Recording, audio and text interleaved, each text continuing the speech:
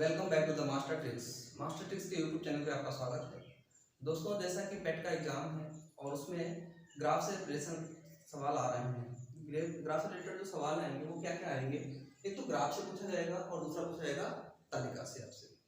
तो आज हम केवल बात करेंगे ग्राफ के बारे में, किस किस टाइप के ग्राफ है, उसमें से रिलेटेड कोई कॉन्सेप्ट पढ़ेंगे। ग्राफ में आप जब हम देखेंगे सबसे पहले तो आप देखेंगे रेखा चित्र। जैसा कि आपको दिख रहा होगा स्क्रीन पे, लाइन ग्राफ है। लाइन ग्राफ में इस तरह का ग्राफ बना हुआ है। इस तरह से ही आपको पेपर में देखने को मिलेगा। आपको पिछले पेपर में देखा होगा आपने कि ग्राफ से 2 सवाल थे और 2 थे आपके तालिका से, यानी कि 10-10 क्वेश्चन थे। तो ग्राफ ये 4 टाइप के हैं। तो 4 टाइप के ग्राफ में आपसे कुछ भी पूछ सकता है, कोई भी 2 ग्राफ आपसे पूछ सकता है। तो ये था रेखा चित्र।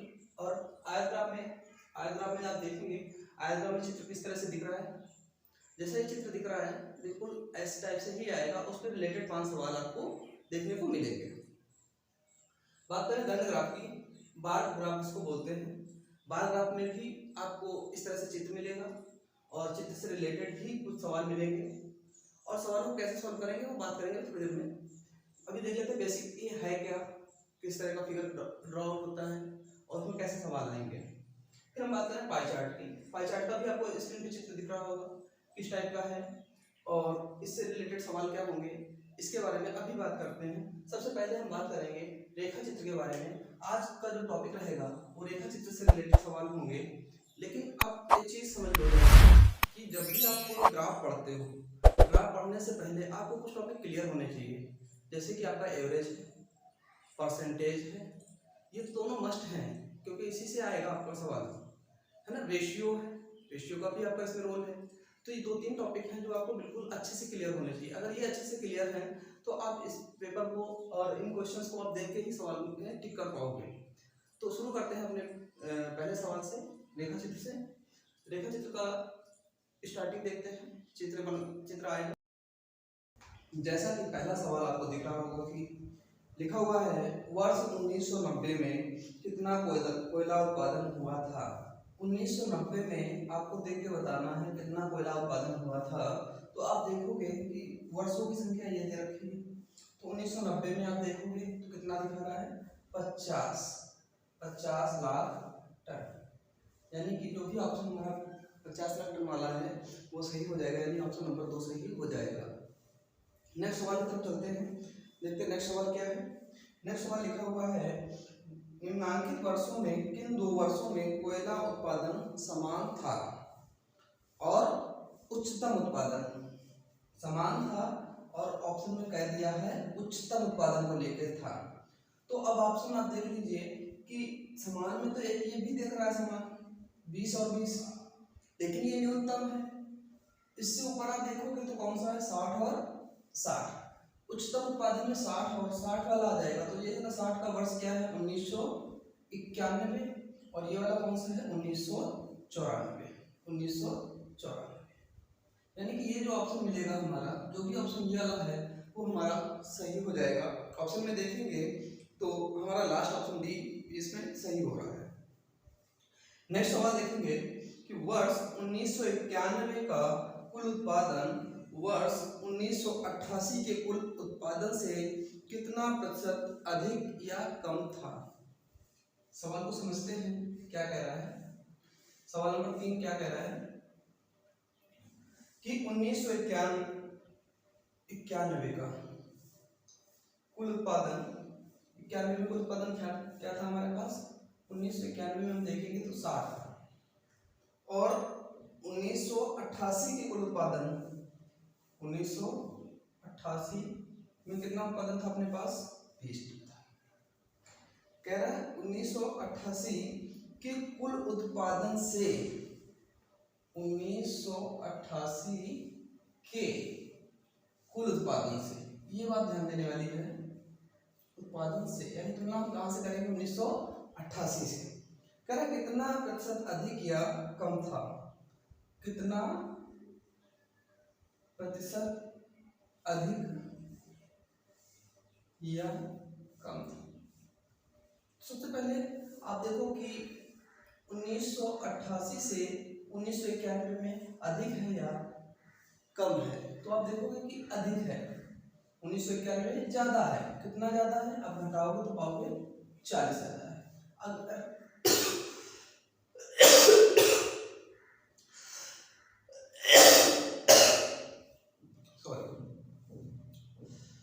1960 से 1940 सॉरी 1991 में 60 है, 1988 में 20 है। आप देखोगे अंतर कितने आएगा, 40। अगर आपसे केवल अंतर पूछता तो आपका आंसर होता 40 लाख टन, लेकिन आपसे पूछा कितने प्रतिशत अधिक या कम है, तो आप पाओगे 40।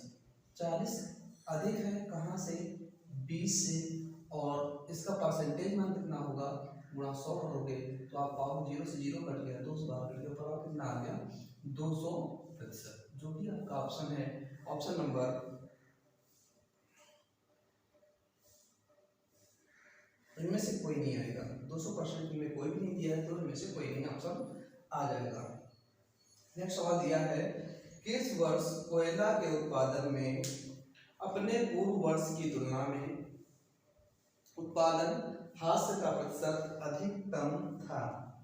यानी कि आपको तुलना करनी है पिछले वर्षों से, आपको तुलना करनी है पिछले वर्षों से और बताना है कि पहले की तुलना में इस बार सबसे ज्यादा कमी किस वर्ष दिख रही है प्रतिशत में। तो आपको कमी देखनी है तो आप सबसे पहले ग्राफ को देखोगे। ग्राफ में है जो कि सबसे ज्यादा उतार कहाँ पे आया है ग्राफ में, यानी कि ग्राफ यहाँ पे भी उतरा हुआ नजर आ रहा है और यहाँ पे भी उतरा हुआ नजर आ रहा है। जहाँ पे सबसे ज्यादा उतार होगा वहीं प्रतिशत कमी सबसे ज्यादा होगी। तो आपको दिख रहा होगा ये जो 91 और 92 वाला पार्ट दिख रहा है, यहाँ 60 से सीधे ग्राफ कहाँ पे गिरा के 20 पे, यानी कि 91 में जो पैदावार थी, उत्पादन था, वो 60 लाख टन थी, और 92 में आप देखोगे तो कितना है, 20 लाख टन है। तो आप सीधे से देख लो कि कमी आ रही है। कितनी की कमी आ गई है, आपके पास दिख रहा होगा 40 की कमी आ गई है, ठीक है ना। कह रहा है पिछले वर्ष की तुलना में, अगर आपसे पूछा जाता, ये पूछा जा रहा है किस वर्ष कमी आई सबसे ज्यादा, तो आप डायरेक्ट इसको देख के ऐसे ही बता दो, क्योंकि वर्ष 1992 में सबसे ज्यादा कमी आई, 60 से सीधे 20 पे आपके ग्राफ रुक गया है। अगर आपसे ये पूछ देता कि कितने प्रतिशत कमी आई है, तो आप 40 कमी आई है, कहाँ से आई है, 60 से आई है, गुणा 100 कर देते हैं, तो क्या पाएंगे 2/3, 2/3 यानी कि 200/3 आ जाएगा, और इसका मतलब होगा 66 सही 2/3% की क्या होगी, कमी आई।